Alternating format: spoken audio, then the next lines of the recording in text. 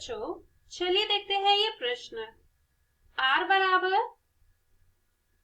A B, जहां A B प्राकृत संख्या है तथा a बराबर b का वर्ग है, द्वारा परिभाषित n से n में एक संबंध r है।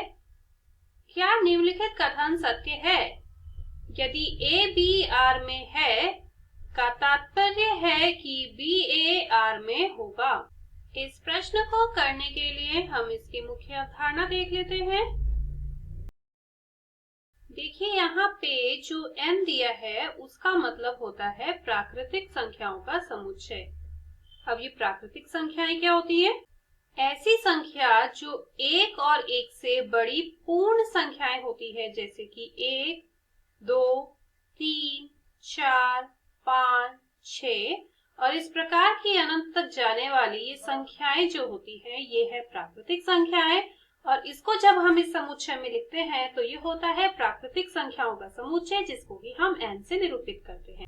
तो चलिए अब अपने प्रश्न पर आते हैं और समझते हैं इसमें हमें क्या दिया है।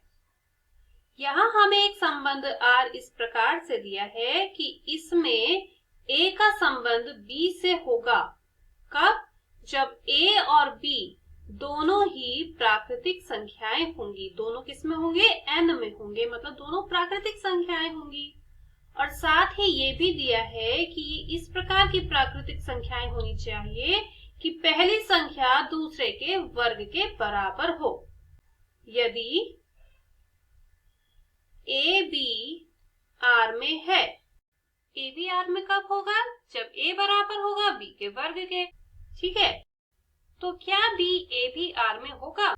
b a r में होने का मतलब होता है कि b बराबर होगा a के वर्ग के, जबकि यदि a b के वर्ग के बराबर होगा तो b a के वर्गमूल के बराबर होगा, ना कि a के वर्ग के। तो यहाँ से आपको ये पता चल रहा है कि b a के वर्ग के बराबर नहीं होगा, अतः b a r में नहीं होगा।